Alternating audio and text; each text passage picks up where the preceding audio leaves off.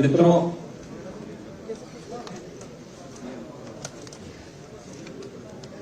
आदरणीय प्रधानमंत्री जी के प्रेरणादायी मार्गदर्शन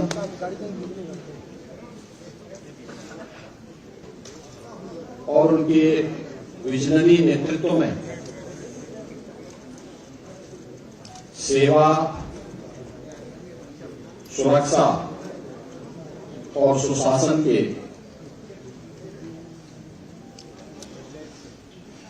उत्तर प्रदेश की डबल इंजन सरकार के आज 8 वर्ष पूरे होने जा रहे हैं। इस अवसर पर भारतीय जनता पार्टी एनडीए के अपने सभी सहयोगियों की ओर से मैं आप सबका इस विशेष संवाद में हृदय से स्वागत करता हूं और प्रदेशवासियों को 8 वर्ष की इस शानदार यात्रा के लिए, जिसमें उत्तर प्रदेश की 25 करोड़ जनता जनार्दन का व्यापक समर्थन और आशीर्वाद प्राप्त हुआ है, इसके लिए उन्हें मैं हृदय से बधाई भी देता हूं। अभी यहां पर मंच पर उपस्थित मंत्रिमंडल के मेरे वरिष्ठ सहयोगियों और एनडीए के जुड़े हुए हमारे सभी वरिष्ठ नेताओं ने 8 वर्ष की उपलब्धियों को लेकर के उत्तर प्रदेश की इस यात्रा को डबल इंजन सरकार ने कैसे आगे बढ़ाया है, इससे संबंधित एक रिपोर्ट कार्ड आपके सामने प्रस्तुत किया है और एक लघु वीडियो फिल्म के माध्यम से भी उसे प्रस्तुत करने का प्रयास किया गया है।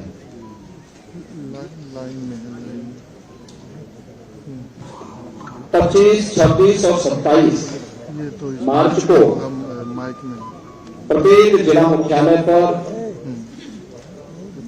डबल इंजन की सरकार की, केंद्र की सरकार और राज्य की सरकार के द्वारा समग्र विकास के जिन क्षेत्रों में कार्य किया गया है, वो अन्नदाता किसान के उत्थान के लिए हो, युवाओं के रोजगार के लिए हो, मातृशक्ति के स्वावलंबन के लिए हो, हस्तशिल्पी और कारीगरों के उत्थान के लिए हो, बेरोजगारों को रोजगार देने का, इंफ्रास्ट्रक्चर डेवलपमेंट का, परंपरागत उद्यमिता को नए स्किल के साथ आगे बढ़ाने का, इन सभी अलग अलग सेक्टर में क्या क्या कार्य हुए हैं, इन 3 दिवसीय विकास उत्सव के माध्यम से जनपद के अंदर उस सभी सेक्टर से जुड़े हुए जो लाभार्थी हैं, जो युवा हैं, जो मातृशक्ति है, जो उद्यमी है, इन सभी के सम्मान से संबंधित और विकास की योजनाओं के प्रति जनता जनार्दन की प्रति कृतज्ञता ज्ञापित करने के लिए ये 3 दिवसीय कार्यक्रम कल से प्रत्येक जनपद मुख्यालय में प्रारंभ होने जा रहे हैं और इसीलिए मैंने आज आवश्यक समझा कि अपने सहयोगियों के साथ हम इस संवाद के माध्यम से आपके सामने 8 वर्षों की इस यात्रा के बारे में बताएं। आप में से ज्यादातर लोग जानते हैं 8 वर्ष पहले उत्तर प्रदेश की स्थिति क्या थी, उत्तर प्रदेश की पहचान क्या थी, उत्तर प्रदेश की अर्थव्यवस्था और उत्तर प्रदेश का इंफ्रास्ट्रक्चर क्या था, ये किसी से छुपा हुआ नहीं है। ये वही उत्तर प्रदेश है जिसके सामने पहचान का संकट था। ये वही उत्तर प्रदेश है जहां पर किसान आत्महत्या करता था, युवा पहचान के लिए मुहताज था, बेटी और व्यापारी असुरक्षित थी। ये वही उत्तर प्रदेश है जिसने दंगों के माध्यम से बिगड़ती हुई अपनी अर्थव्यवस्था को देखा है, झेला है। अराजकता के तांडव को किस हद तक अव्यवस्थित क्या कर दिया गया था, इन सभी बातों को उत्तर प्रदेश ने देखा है, झेला है। लेकिन प्रदेश वही, तंत्र वही, केवल सरकार बदलने से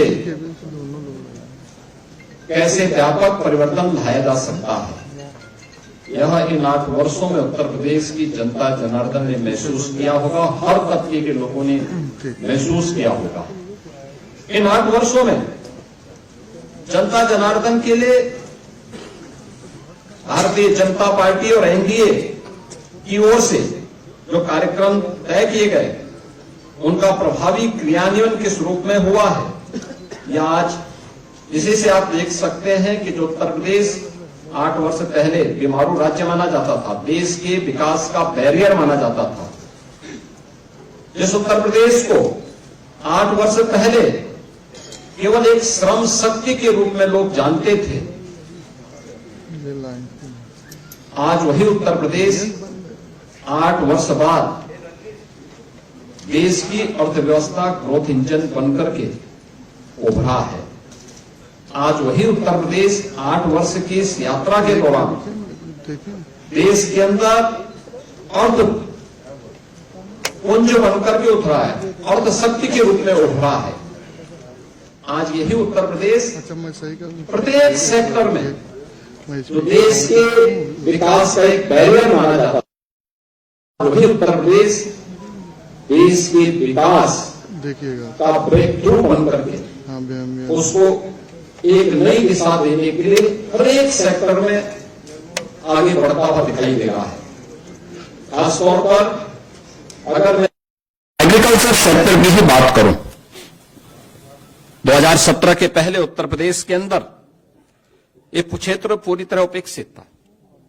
हम लोगों ने हमेशा इस बात को माना है कि विकास की जो ये अवधारणा है, हमें पहले अपने उन सेक्टर को चिन्हित करना पड़ेगा जिसमें हमारे लिए सबसे आसान और सबसे महत्वपूर्ण संभावना है। उत्तर प्रदेश प्राचीन काल से ही इस दिशा में 2 सेक्टर में बहुत आगे बढ़कर के काम करने वाला राज्य रहा है। इसमें एक कृषि प्रधान देश, प्रकृति और परमात्मा के असीम कृपा का यह प्रदेश, अत्यंत उर्वरा भूमि, पर्याप्त मात्रा में जल संसाधन, हमारे पास एक बड़ी आबादी यहां निवास करती है। इन सबको उचित और व्यवस्थित नियोजित करके हम देश के लिए खाद्यान्न उत्पादन का एक बास्केट बनकर के उभर सकते थे। तकनीक का उपयोग करके किसानों की आमदनी को कई गुना आगे बढ़ा सकते थे। लेकिन 17 के पहले उत्तर प्रदेश का किसान आत्महत्या कर रहा था। 17 के पहले उत्तर प्रदेश के अंदर कृषि सेक्टर में एक वीरानी छाई हुई थी। लेकिन इन 2017 के बाद ये डबल इंजन की सरकार ने जो व्यापक परिवर्तन किए हैं वह हम सबके सामने है। आपने देखा होगा जो कृषि की दर थी उत्तर प्रदेश में, वह 2016-17 तक केवल 5% के आसपास थी। आज बढ़कर के 13.5% से अधिक हुई है। और उत्तर प्रदेश की जीडीपी में इसके कारण 28% की बढ़ोतरी आज देखने को मिल रही है। और इसकी शुरुआत हमारी कैबिनेट ने, पहले ही कैबिनेट ने की थी।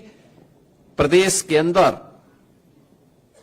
36,000 करोड़ रुपए की लागत से लघु और सीमांत किसानों की कर्ज माफी के कार्यक्रम को लेकर के आज उसी का परिणाम है कि जिस प्रदेश में 16-17 तक कुल यहां पे 557 लाख मीट्रिक टन खाद्यान्न का उत्पादन होता था, आज उसी प्रदेश में हम लोग गत वर्ष ही 668 लाख मीट्रिक टन से अधिक खाद्यान्न का उत्पादन किए हैं। यानी ये 20% खाद्यान्न के उत्पादन में बढ़ोतरी एक वर्ष में ही उत्तर प्रदेश के अंदर देखने को मिली है। प्रधानमंत्री ऋण मोचन की योजना से लेकर के प्रधानमंत्री किसान सम्मान निधि की योजना तक हर एक क्षेत्र में आज किसान को डीबीटी के माध्यम से धनराशि जाती। देश में आज के दिन पर प्रधानमंत्री किसान सम्मान निधि में 2,61,000 से अधिक किसानों को 80,000 करोड़ रुपए से अधिक की धनराशि डीबीटी के माध्यम से उनके खातों में गई है। प्रदेश के अंदर सिंचाई की क्षमता में व्यापक बढ़ोतरी हुई है। ये वही प्रदेश है वर्षों से जहां पर सिंचाई की परियोजनाएं लंबित पड़ी हुई थी। अर्जुन सहायक हो, बाणसागर हो, सरयू नहर राष्ट्रीय परियोजना हो, 40 वर्षों से योजनाएं लंबित पड़ी हुई थी। इस दौरान इन 8 वर्ष के अंदर प्रदेश सरकार ने, डबल इंजन की सरकार ने प्रधानमंत्री कृषि सिंचाई योजना का सहयोग लेकर के इन सभी परियोजनाओं को पूर्ण किया। लगभग 23 लाख हेक्टेयर के अतिरिक्त सिंचाई की सुविधा उत्तर प्रदेश के अन्नदाता किसानों को दी। प्रदेश के अंदर कृषि विज्ञान केंद्र स्थापित कराए। प्रदेश के अंदर कृषि विश्वविद्यालयों का उन्नयन किया। एक नए कृषि विश्वविद्यालय की स्थापना के लिए और 20 नए कृषि विज्ञान केंद्रों को सेंटर ऑफ एक्सीलेंस स्थापित करने की दिशा में कार्य प्रारंभ किए।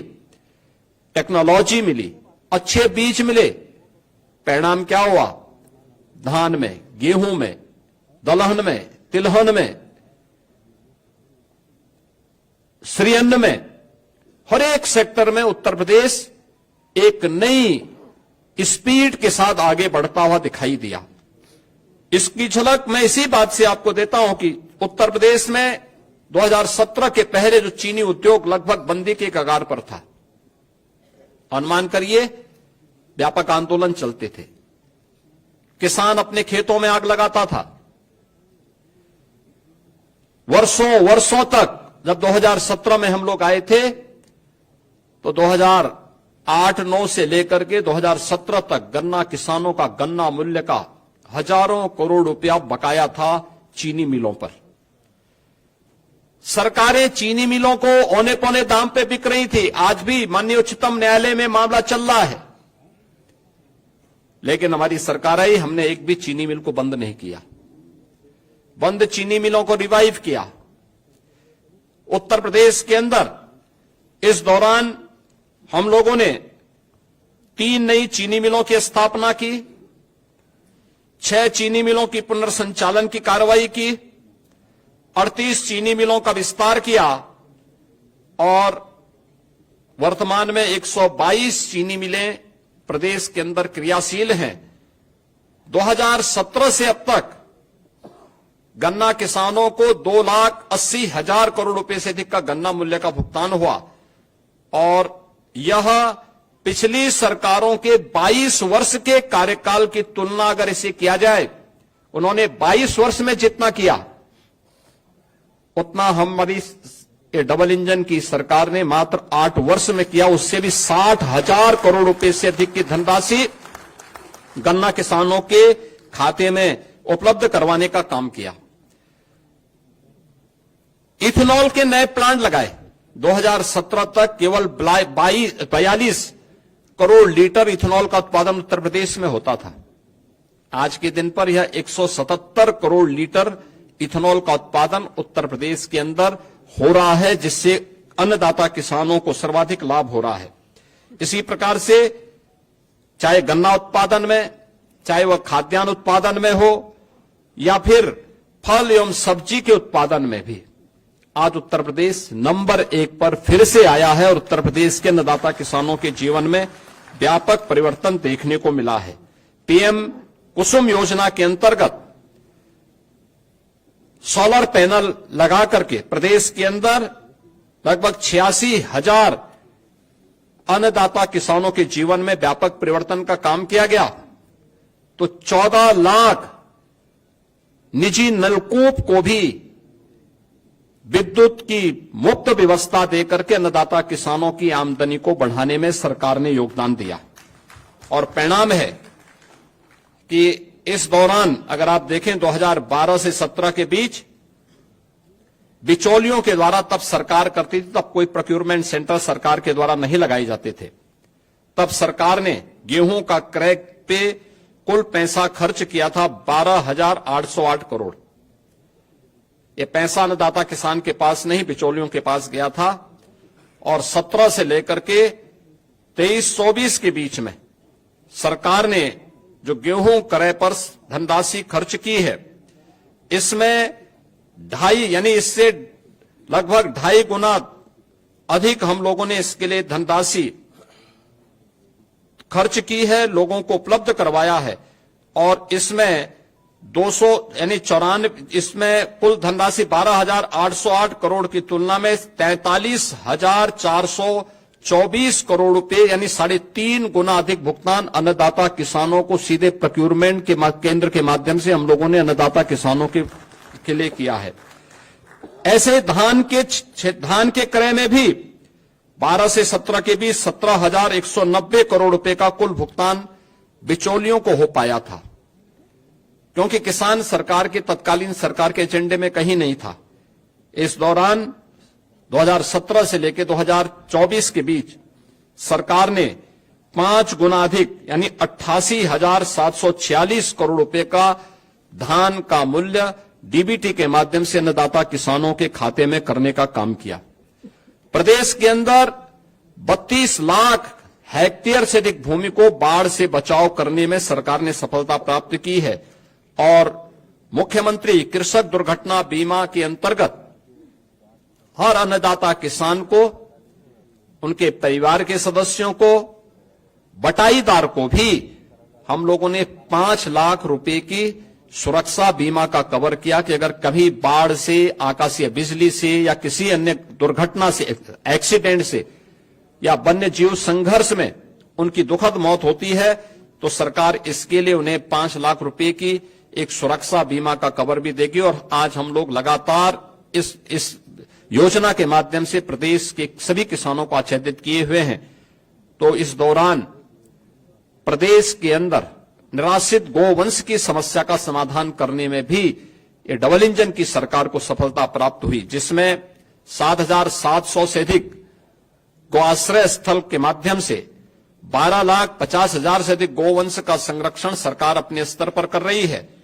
और सहभागिता योजना के माध्यम से 1,05,000 पशुपालकों को 1,63,000 से अधिक गोवंश उनकी सुपुर्दगी में दिया गया है, जिसमें प्रति गोवंश प्रति माह अन्नदाता किसान को सरकार 1,500 रुपए का भुगतान करती है एक गोवंश के लिए। और इसी प्रकार से कुपोषित परिवारों को भी 10,000 गोवंश देने का काम सरकार ने इस दौरान किया है। उन्हें भी राशि हम उपलब्ध करवाते हैं। मित्रों, 2017 के पहले प्रदेश की कानून व्यवस्था की स्थिति आप सबके सामने है। हर व्यक्ति जानता है, हर दूसरे तीसरे दिन एक दंगा होता था, न बेटी सुरक्षित थी, न व्यापारी सुरक्षित था। प्रदेश के बारे में लोगों की परसेप्शन का अंदाजा इसी से लगाया जा सकता था कि हमारा युवा अपनी पहचान के लिए मोहताज होता था। आज कानून व्यवस्था में उत्तर प्रदेश ने एक लंबी छलांग लगाई है और महाकुंभ प्रयागराज इसका उदाहरण है। 45 दिनों के इस महाआयोजन में कोई छेड़छाड़ की घटना नहीं, कोई लूटपाट की घटना नहीं, कोई अपहरण की घटना नहीं, कोई भी ऐसी घटना नहीं जिससे आने वाले श्रद्धालुओं को किसी भी प्रकार का कोई असंतोष का भाव पैदा करने का अवसर प्राप्त हुआ हो। प्रदेश वही है, लेकिन इसके लिए जो व्यापक परिवर्तन हुआ है, इस व्यापक परिवर्तन का कारण है कि इन 8 वर्षों में सरकार ने व्यवस्थित तरीके से उत्तर प्रदेश पुलिस के बल को एक सिस्टम के साथ जोड़ा है। आप अनुमान करिए, अब तक उत्तर प्रदेश पुलिस बल में पिछले 8 वर्ष में, जब 2017 में हम लोग आए थे, 1.5 लाख पुलिस कार्मिकों के पद खाली थे। सरकार की नियत पर जनता जनार्दन को भी और माननीय न्यायालय को भी संदेह था, क्योंकि भर्ती की प्रक्रिया पारदर्शी नहीं हो सकती थी, नहीं करते थे। लेकिन पहली बार हुआ जब पारदर्शी भर्ती की प्रक्रिया के माध्यम से सरकार ने 1,56,000 से अधिक पुलिस कार्मिकों की भर्ती, जो आज सेवा दे रहे हैं, उन्हें उत्तर प्रदेश पुलिस बल का हिस्सा बनाया है। और अभी हाल ही में 60,200 से अधिक पुलिस कार्मिकों की नई भर्ती भी संपन्न की है, जिन्हें कुछ ही दिनों के अंदर ट्रेनिंग की प्रक्रिया के साथ जुड़ने का अवसर प्राप्त होगा। यानी आप अनुमान कर सकते हैं कि 2,16,000 से अधिक केवल पुलिस कार्मिक अकेले उत्तर प्रदेश पुलिस बल में भर्ती हुए हैं। और ये भर्ती की प्रक्रिया के साथ साथ उत्तर प्रदेश में जब 17 में हम लोग आए थे, 10 जनपद ऐसे थे जहां कोई पुलिस लाइन नहीं थी। पुलिस के बैरक की स्थिति आप देख सकते थे, सब टूटे फूटे थे, कोई व्यवस्था उनके लिए नहीं थी। ट्रेनिंग मात्र 6,000 पुलिस कार्मिकों की ट्रेनिंग की क्षमता थी। आज उनके इंफ्रास्ट्रक्चर को बढ़ाया गया। सभी 10 जनपद जहां पे कोई पुलिस लाइन नहीं थी, या तो पुलिस लाइन का निर्माण पूरा किया गया, बल्कि पुलिस कुछ जगह निर्माण का कार्य पूरा किया या निर्माणाधीन है। हर जनपद में, हर थाने में पुलिस की अवस्थापना सुविधाओं के लिए बैरक का निर्माण किया गया।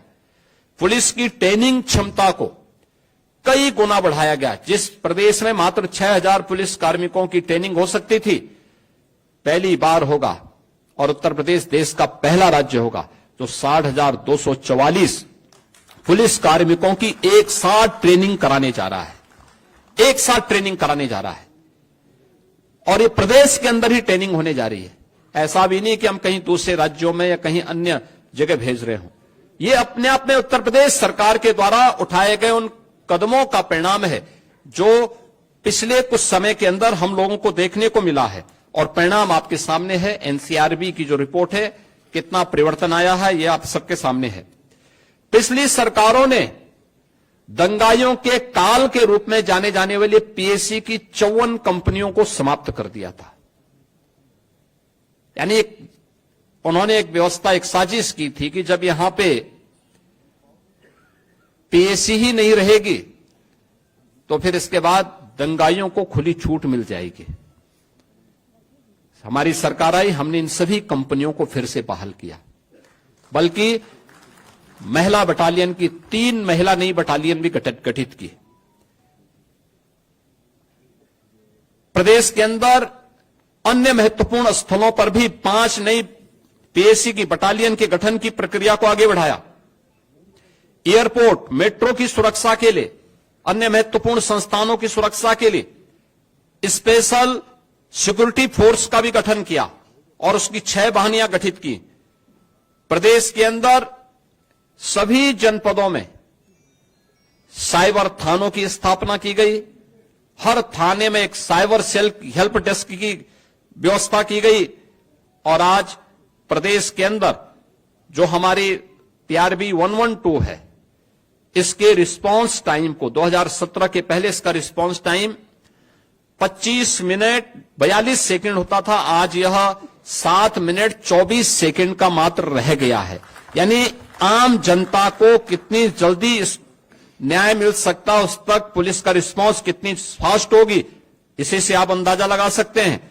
और प्रदेश के अंदर गृह विभाग, नगर विकास विभाग और जन सामान्य की मदद से 11 लाख से अधिक सीसीटीवी कैमरे भी लगाए गए। 11 लाख टीवी, यानी जो माननीय उच्चतम न्यायालय ने निर्भया कांड के बाद देश के अंदर एक व्यवस्था दी थी कि सेफ सिटी की परिकल्पना कैसे साकार होगी, सीसीटीवी कैमरे के माध्यम से उसे आच्छादित करने में उत्तर प्रदेश देश का पहला राज्य है जिसने अपने सभी 17 म्युनिसिपल कॉरपोरेशन के साथ साथ गौतम बुद्ध नगर में सीसीटीवी की कार्रवाई को पूरी तरह आच्छादित करने का काम किया है। ये सभी सीसीटीवी कैमरे आज वहां पर कार्य कर रहे हैं।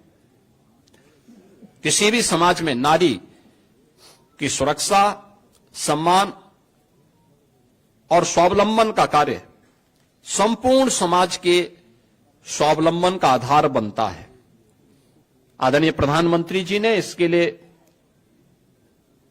नारी सशक्तिकरण के लिए नारी वंदन अधिनियम भी देश की संसद ने पारित किया है।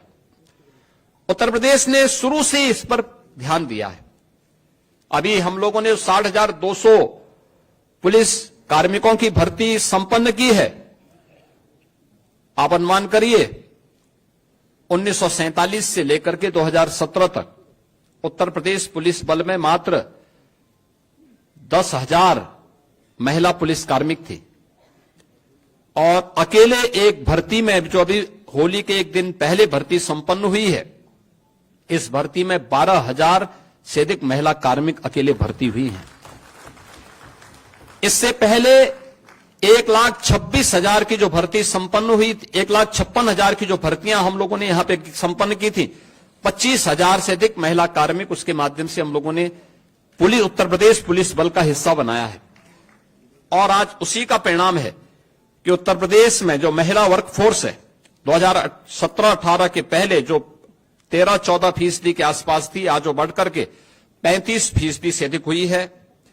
प्रदेश के अंदर मातृवंदना योजना में, केंद्र सरकार की प्रधानमंत्री मातृवंदना योजना में 60 लाख माताएं इससे लाभान्वित हो रही हैं। तो बेटी के जन्म लेने से लेकर के स्नातक तक की पढ़ाई के लिए दी जाने वाली 25,000 रुपए की सहायता में उत्तर प्रदेश की 22,11,000 बेटियां इस योजना का लाभ प्राप्त कर रही हैं। प्रदेश के अंदर वीसी सखी सभी 57,000 ग्राम पंचायतों में बैंकिंग की सुविधा में अपना योगदान दे रही हैं। तो महिला स्वयंसेवी समूह में लगभग 1 करोड़ बहनें योगदान देकर के आर्थिक स्वावलंबन की दिशा में अपना योगदान दे रही हैं। मुख्यमंत्री सामूहिक विवाह योजना में 4,76,000 से अधिक सामूहिक विवाह के संपन्न हुए हैं, जिसके लिए इस बार के बजट में सरकार ने तय किया है कि 51,000 से अब इस राशि को बढ़ा करके अप्रैल से इसको 1 लाख रुपए करने की घोषणा भी की है, जिसको हम अप्रैल में लागू करने जा रहे हैं।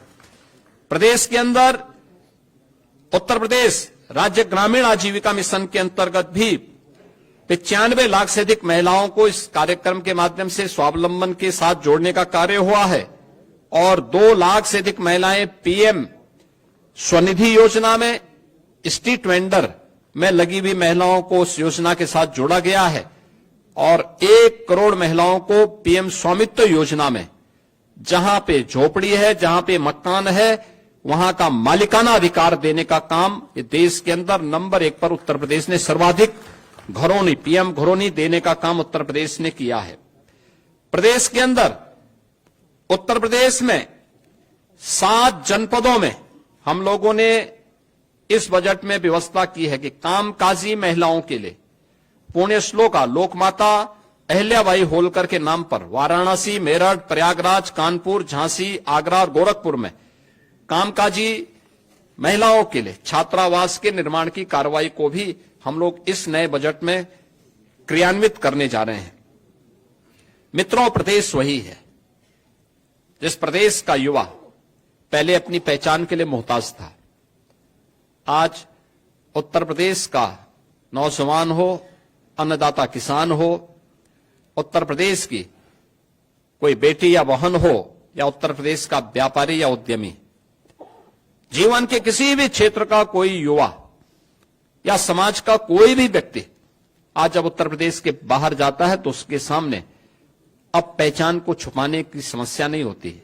आज वो बड़े गर्व के साथ अपने आप को उत्तर प्रदेश वासी कह सकता है और नए भारत का नया उत्तर प्रदेश किस रूप में अपनी युवा शक्ति के बल पर आगे बढ़ रहा है, यह हम इसी से अंदाजा लगा सकते हैं कि 2016-17 में जिस उत्तर प्रदेश की बेरोजगारी दर 19% से अधिक थी, आज वह घट करके मात्र 3% रह गई है।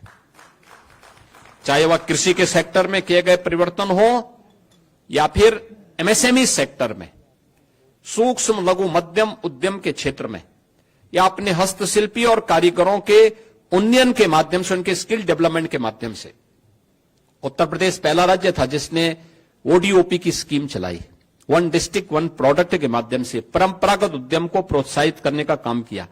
इसने उत्तर प्रदेश के एक्सपोर्ट को 86,000 करोड़ रुपए से बढ़ा करके 2 लाख करोड़ रुपए से अधिक बढ़ाने का काम किया है और उत्तर प्रदेश भी एक एक्सपोर्ट स्टेट के रूप में स्थापित हो सकता है, उत्तर प्रदेश ने साबित किया है। उत्तर प्रदेश में हम लोगों ने अब तक 8 लाख से अधिक भर्तियां, सरकारी नौकरियां उत्तर प्रदेश के युवाओं को दी है। एमएसएमई सेक्टर में 2 करोड़ से अधिक युवा इनके साथ यहां पे या तो नौकरी या स्वतः रोजगार के साथ जुड़ा है और साथ साथ निवेश की जो व्यापक संभावनाएं उत्तर प्रदेश के अंदर बनी है, इनमें भी उत्तर प्रदेश ने बड़े पैमाने पे उत्तर प्रदेश के युवाओं को इसके साथ जोड़ने का काम किया है।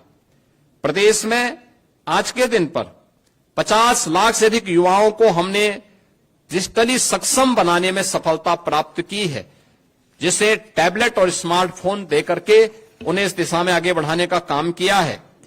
तो आज उत्तर प्रदेश के अंदर हम देख सकते हैं कि सबसे बड़ा एमएसएमई का base 96 lakh MSME unit UP के पास है।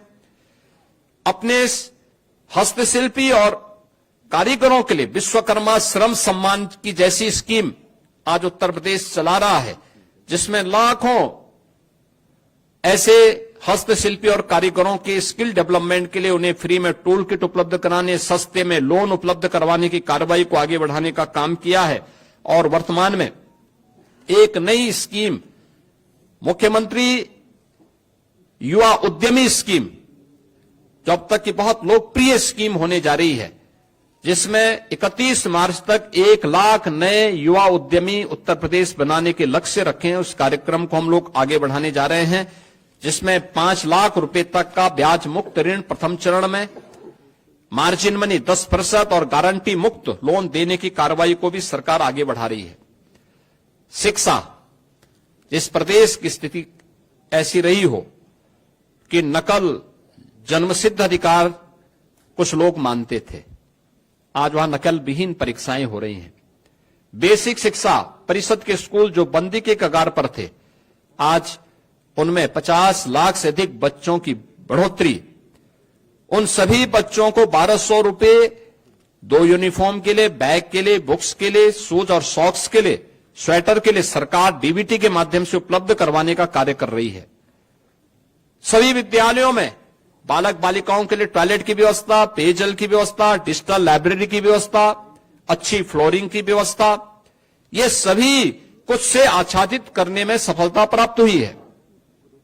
साथ साथ माध्यमिक स्कूलों में जर्जर पड़े भवनों के पुनर्निर्माण के लिए प्रदेश सरकार ने अलंकार योजना के माध्यम से एक नई स्कीम प्रारंभ की है और इसको भी तेजी के साथ आगे बढ़ाने का काम कर रही है। अब जर्जर विद्यालय नहीं होंगे।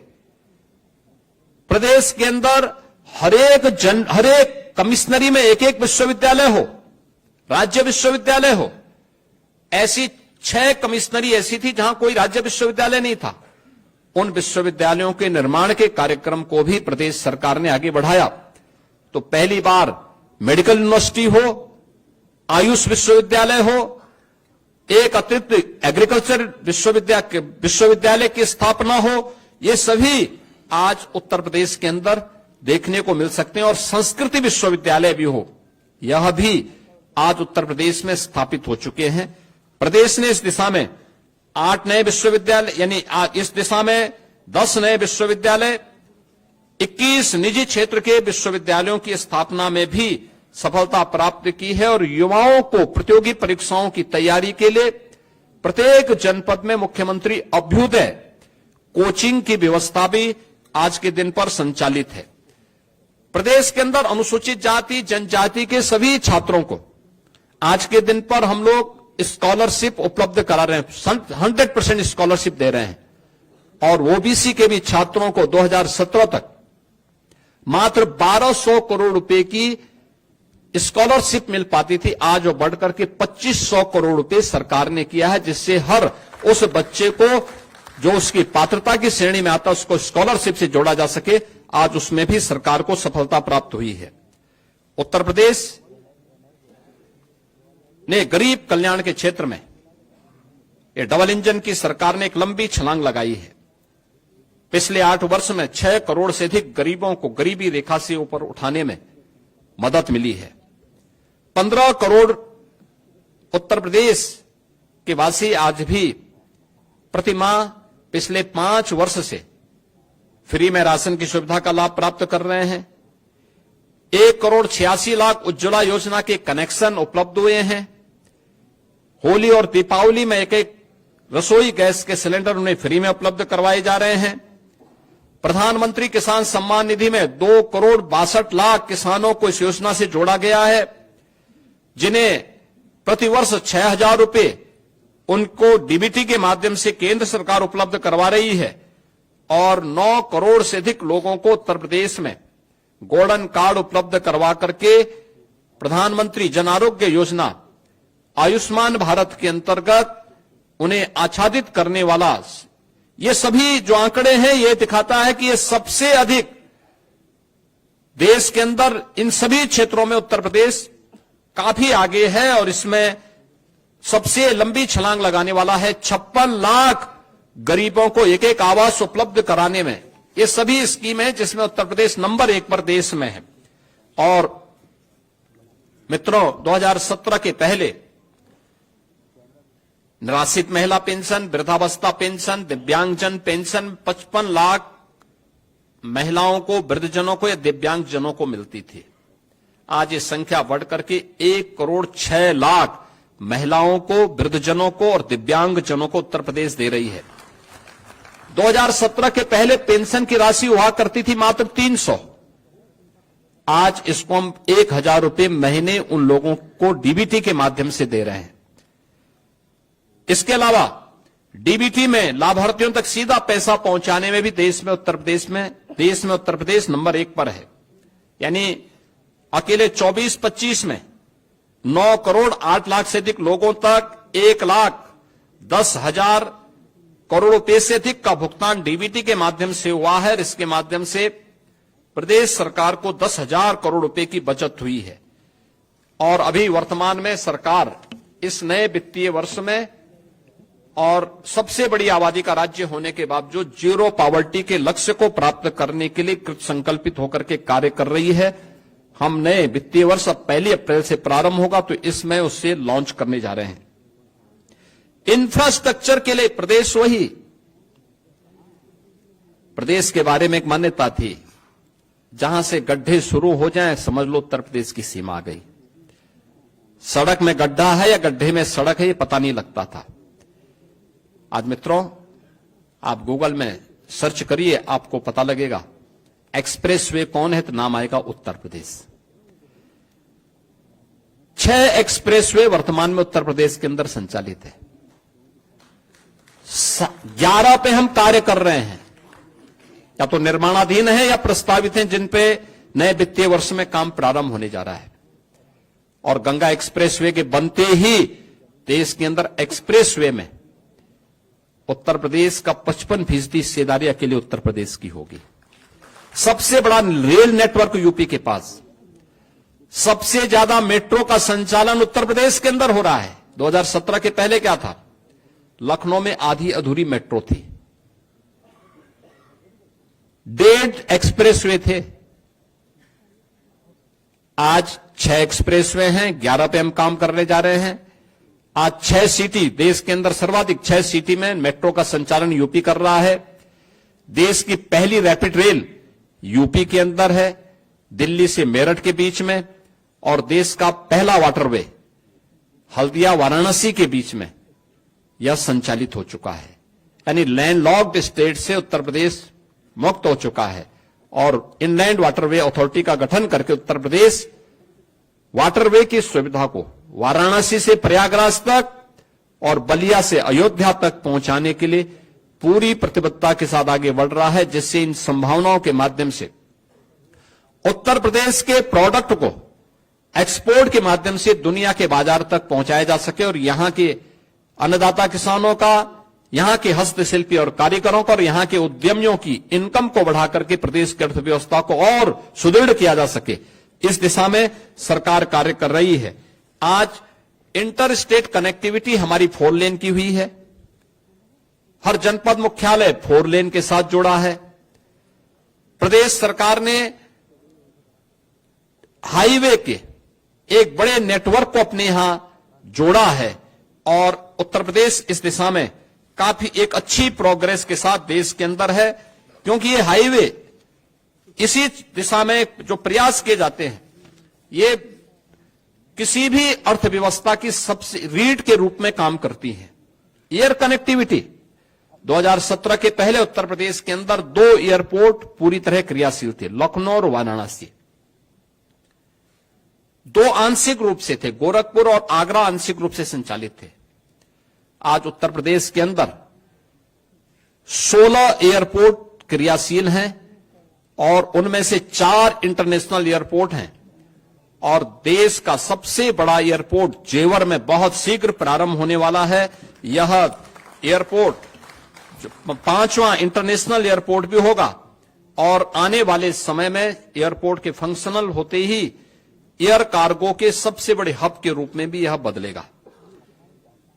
प्रदेश के अंदर इस बेहतरीन इंफ्रास्ट्रक्चर ने प्रदेश की अर्थव्यवस्था को भी एक नई गति दी है।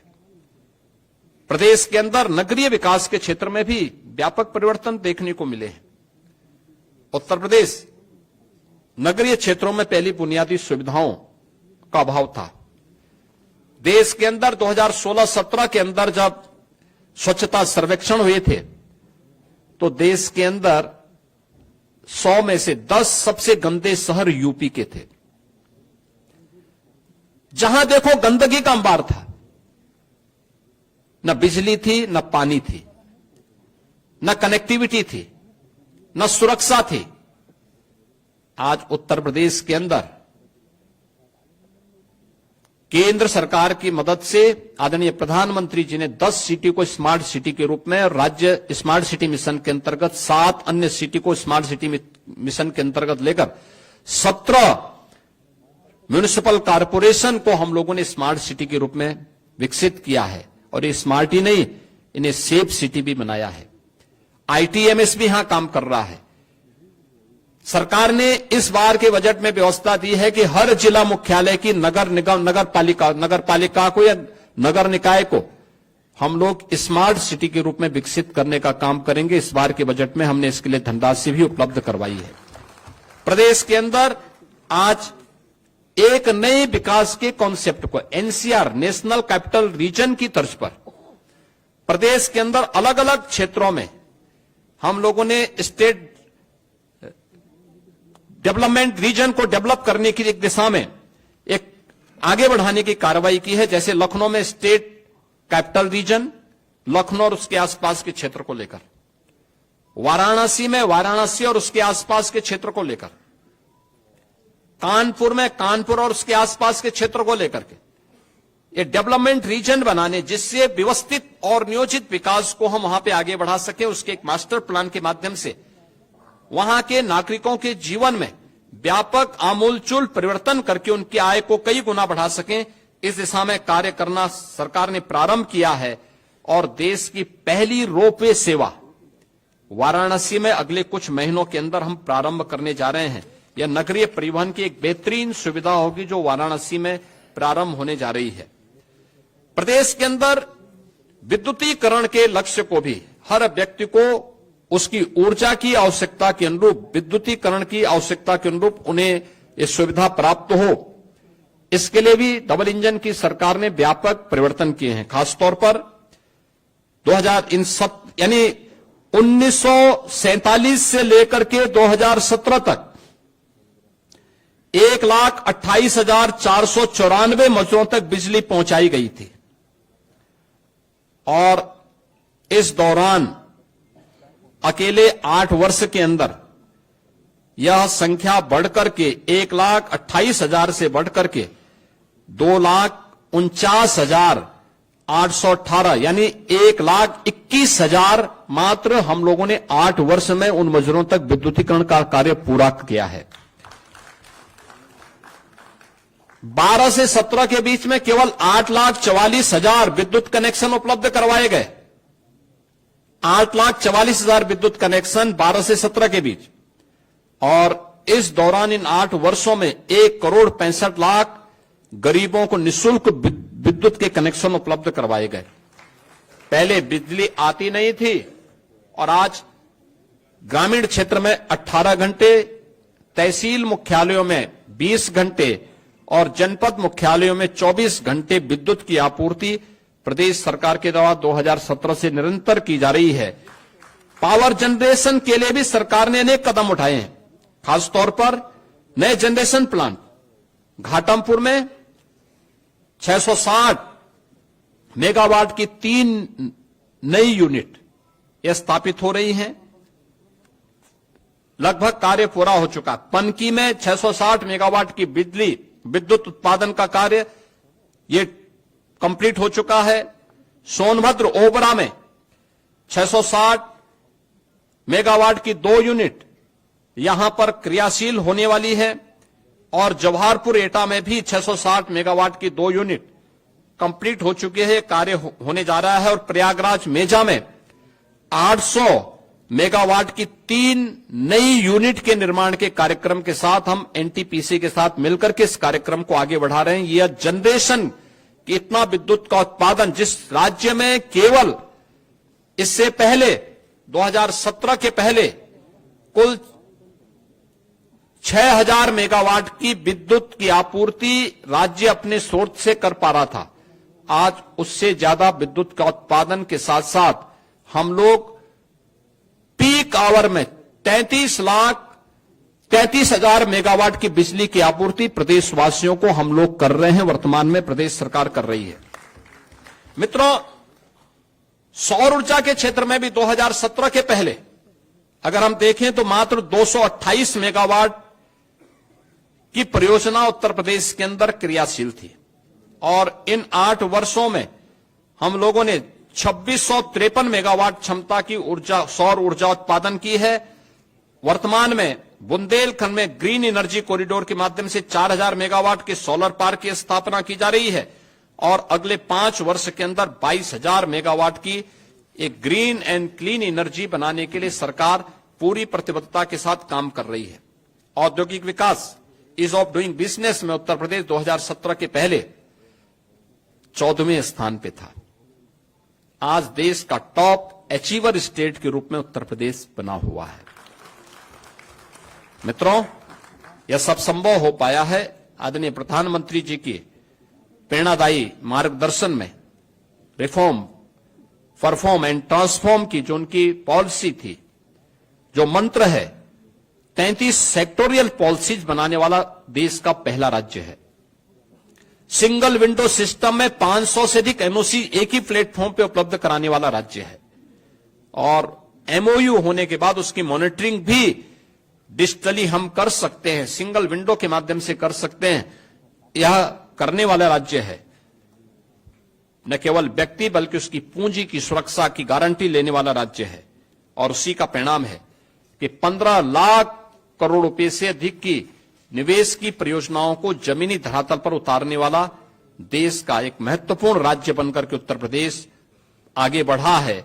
और उत्तर प्रदेश की संभावना बताती है कि आने वाले समय में उत्तर प्रदेश देश के अंदर सबसे अधिक इस फील्ड में काम करने, निवेशकों को आकर्षित करने वाले एक ड्रीम डेस्टिनेशन बनकर के उत्तर प्रदेश देश के अंदर उभरा है।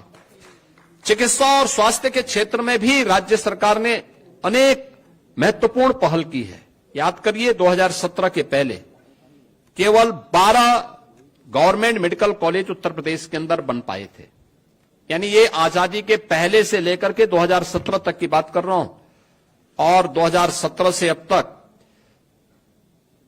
कुल प्रदेश में 80 मेडिकल कॉलेज बने हैं, जिसमें 44 गवर्नमेंट सेक्टर के बने हैं, 36 निजी मेडिकल कॉलेज भी बने हैं। प्रदेश के अंदर इससे पहले नर्सिंग और पैरामेडिकल कॉलेजेस की स्थिति क्या थी? ताले लटकते थे, न इंफ्रास्ट्रक्चर था न फैकल्टी थी। आज प्रदेश के अंदर हर मेडिकल कॉलेज में नर्सिंग कॉलेज बनाने की कार्रवाई को तेजी के साथ आगे बढ़ाने का कार्य हो रहा है।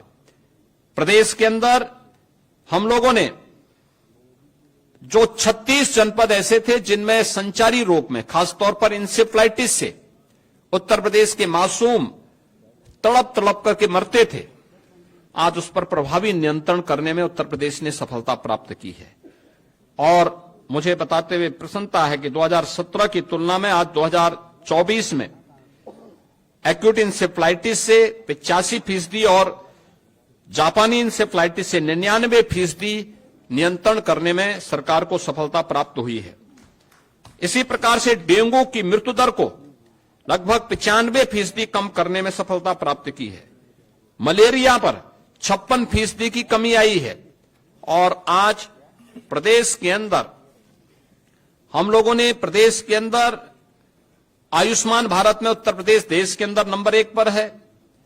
मुख्यमंत्री आरोग्य मेले के माध्यम से लगभग 13.5 करोड़ रोगी उसके माध्यम से लाभान्वित हो रहे हैं। और जो विभिन्न मेडिकल कॉलेजेस की संख्या बढ़ाने के बाद जो सीट्स बढ़ी है, एमबीबीएस में 17 में मात्र 1990 सीट्स थी, आज वो बढ़कर के 5250 हुई हैं। निजी मेडिकल कॉलेजेस में भी ये सीट्स 2550 से बढ़कर के 6550 हुई हैं। राजकीय क्षेत्र में पीजी सीट्स की संख्या 2017 के पहले जो 741 थी, आज वो बढ़कर के 1871 हुई हैं। और निजी क्षेत्र में भी जो पीजी की सीट्स 17 के पहले 480 थी, आज वो बढ़कर के 2100 तक बढ़ी हैं। प्रदेश में सुपर स्पेशलिटी 2017 में मात्र कुछ ही मेडिकल कॉलेजेस में भी उसकी भी बहुत कम ब्रांचेज हुआ करती थी। आज लगभग हर एक जनपद में सुविधा है। आज हर एक जनपद में डायलिसिस की सुविधा उपलब्ध करवाई जा रही है, सीटी स्कैन आदि की सुविधाएं उपलब्ध करवाई जा रही हैं, और सस्ते में दवा उपलब्ध हो इसके लिए तमाम हर एक जनपद में इसके लिए जन आरोग्य योजना से जुड़े हुए सुविधा केंद्रों को और उन प्रतिष्ठानों को स्थापित करने का काम भी किया जा रहा है। मित्रों, उत्तर प्रदेश ने टूरिज्म के क्षेत्र में भी एक लंबी छलांग लगाई है। यानी इंफ्रास्ट्रक्चर के क्षेत्र में अन्नदाता किसानों के लिए, युवाओं के उत्थान के लिए, मातृशक्ति के सम्मान के लिए, निवेश के लिए उत्तर प्रदेश ने अपनी जो पहचान बनाई, सुरक्षा के क्षेत्र में जो अपनी पहचान बनाई, इसका असर प्रदेश के पर्यटन पर भी पड़ा है। आज के दिन पे पर्यटन केवल एक मनोरंजन का साधन मात्र नहीं है, बल्कि आस्था भी अर्थव्यवस्था को सुदृढ़ करने का सशक्त माध्यम बन सकती है। यह हमने महाकुंभ प्रयागराज के माध्यम से देखा है। प्रयागराज महाकुंभ ने अलग अलग सेक्टर में नई नई संभावनाओं को आगे बढ़ाया, और उसी दिशा में आज गत वर्ष उत्तर प्रदेश में कुल जो टूरिस्ट आए थे वह 67 करोड़ आए थे, और लगभग इतने टूरिस्ट अकेले महाकुंभ प्रयागराज में इस वर्ष आए हैं। 2016 के पहले, 2017 के पहले वर्ष भर में 21 करोड़ टूरिस्ट यूपी के अंदर आते थे, अलग अलग। उसमें स्पिरिचुअल भी होता था, इको टूरिज्म भी होता था, हेरिटेज भी होता था, अन्य तमाम आयोजनों के साथ भी जुड़ते थे। आज ये संख्या बहुत बड़ी हो चुकी है, और इसमें दोनों डोमेस्टिक भी हैं और फॉरेन से भी आए हैं। इसमें प्रदेश के अंदर हम लोगों ने इसके लिए, प्रदेश सरकार ने, डबल इंजन की सरकार ने काफी बड़े पैमाने पे अवस्थापना सुविधाओं का विकास भी किया है, कनेक्टिविटी को भी बेहतर किया है, सुरक्षा का बेहतर माहौल दिया है, आज उसका परिणाम हम सबके सामने है। इन सभी स्थितियों में प्रदेश सरकार ने जो कार्य किए हैं, आज उसका परिणाम हम सबके सामने है।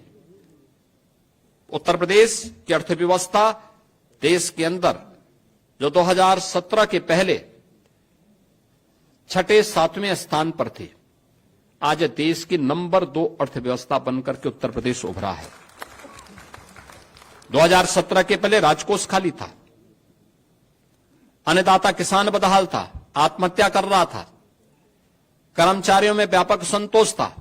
सरकार के पहले ही 2 फैसले थे, अन्नदाता किसानों का, लघु और सीमांत किसानों का कर्ज माफ करना है और अपने कर्मचारियों को 7th पे कमीशन की रिपोर्ट को लागू करना है। याद करिए, जब राजकोष खाली रहा होगा तब सरकार ने कैसे इस प्रकार के कदम उठाए होंगे उत्तर प्रदेश जैसी बड़ी आबादी के राज्य में, लेकिन आज वह कदम उठाने में सरकार को सफलता प्राप्त हुई। हम लोगों ने 2017 में ही ऋण माफी के कार्यक्रम को भी किया, अपने अन्नदाता किसानों की जीवन में खुशहाली लाने का भी काम किया और 15 लाख कर्मचारियों को 7th पे कमीशन की सुविधा के साथ जोड़ने में भी सफलता प्राप्त की। आज प्रदेश में बिना कुछ बोझ डाले, जनता जनार्दन पर कोई अतिरिक्त कर लगाए बगैर, कोई अतिरिक्त टैक्स लगाए बगैर पिछले 8 वर्ष में हमने प्रदेश की अर्थव्यवस्था को मजबूती प्रदान की है। इसके लिए भ्रष्टाचार पर प्रभावी प्रहार, लीकेजेज को रोकना, सोर्स ऑफ इनकम को बढ़ाना, हमने रेवेन्यू बढ़ाए हैं और परिणाम है आज यूपी देश का एक रेवेन्यू सरप्लस स्टेट है। प्रदेश में लगातार जो निवेश हुए हैं, इसके परिणाम स्वरूप रोजगार की नई संभावनाएं बनी है। एक नए उत्तर प्रदेश का दर्शन आज लोग कर रहे हैं। कहीं निवेश आता है तो केवल निवेश नहीं होता, अपने साथ विकास भी लेके आता है, रोजगार भी लेके आता है, अनेक परिवारों के जीवन में खुशहाली लेके आता है। और परिणाम है 2017 के पहले 12,75,000 करोड़ रुपए की अर्थव्यवस्था आज 27.5 लाख करोड़ रुपए से, यानी दुगने से अधिक पहुंची है। पर कैपिटा इनकम दुगने से अधिक हुई है। प्रदेश ने इस दिशा में काफी अच्छे जो पहल की है, वह परिणाम हम सबके सामने है और मैं उस दिशा में केवल यही मुझे कहना है कि प्रदेश आज एक अच्छी दिशा में बढ़ रहा है। इसमें खासतौर पर अगर हम इस अलग अलग सेक्टर में इसमें देखें, एफडीआई में 2000 से लेकर के 2017 के बीच 17 वर्षों में मात्र 3,300 करोड़ रुपए फॉरेन डायरेक्ट इन्वेस्टमेंट यूपी में आया था और अप्रैल 17 से लेकर के 2024 तक 14,808 करोड़ रुपए की यहां पर से अधिक केवल एफडीआई आया है। ऐसे ही इन 70 वर्षों में पर कैपिटा इनकम मात्र 46,000 तक पहुंच पाई थी। आज यही बढ़कर के अगर हम फाइनल जीएसडीपी के आंकड़ों के अनुसार देखें तो यह 1,14,000 है और प्लानिंग विभाग के अनुसार देखें तो यह 1,24,000 यानी पर कैपिटा इनकम यहां तक पहुंची है, लगभग 2.5 गुना बढ़ी है। बैंकिंग तंत्र की जो व्यवस्था होती है वह अर्थव्यवस्था को एक नया आयाम देता है। अगर 2016-17 में आप देखेंगे उत्तर प्रदेश में बैंक का व्यवसाय मात्र 12.5 लाख करोड़ का था, 24-25 में यह बढ़कर के 29,66,000 करोड़ यानी 2.25 गुने से अधिक हुआ है। और सीडी रेशियो जो उत्तर प्रदेश में 2017 तक मात्र 46% था, आज यह 61% से ऊपर बढ़ा है। प्रदेश के अंदर इस दौरान प्रदेश सरकार ने अनेक कार्यक्रम किए और खासतौर पर आरबीआई की रिपोर्ट अत्यंत महत्वपूर्ण होती है जो इस बात को कहती है कि प्रोजेक्ट फाइनेंसिंग के लिए फंड आकर्षित करने में 16.2% हिस्सेदारी के साथ आज उत्तर प्रदेश देश के अंदर शीर्ष स्थान पर है। प्रदेश के अंदर अगर आप देखेंगे तो 132 कंपनियों ने केवल बॉम्बे स्टॉक एक्सचेंज में उत्तर प्रदेश की हैं, जिन्होंने वहां पे अपना पंजीकरण कराया है और जिनका मार्केट कैपिटल 3,61,162 करोड़ रुपए से अधिक का है।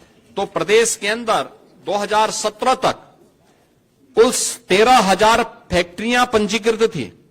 आज इनकी संख्या इन 8 वर्ष में यानी 13,070 वर्षों में, और अगर 8 वर्ष में आप देखें तो इनकी संख्या बढ़कर के 26,900 से अधिक हो चुकी है।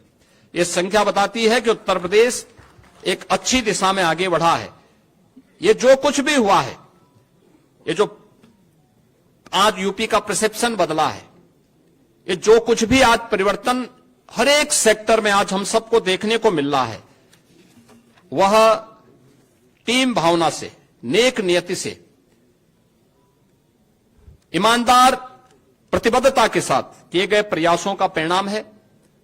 और उसका परिणाम हमारे सामने है कि हम खाद्यान्न उत्पादन में आज उत्तर प्रदेश देश में नंबर 1 है, गन्ना उत्पादन में नंबर 1 पर है, आलू उत्पादन में उत्तर प्रदेश नंबर 1 पर है, इथेनॉल की आपूर्ति करने वाला सबसे बड़े राज्य के रूप में उत्तर प्रदेश फिर से उभरा है।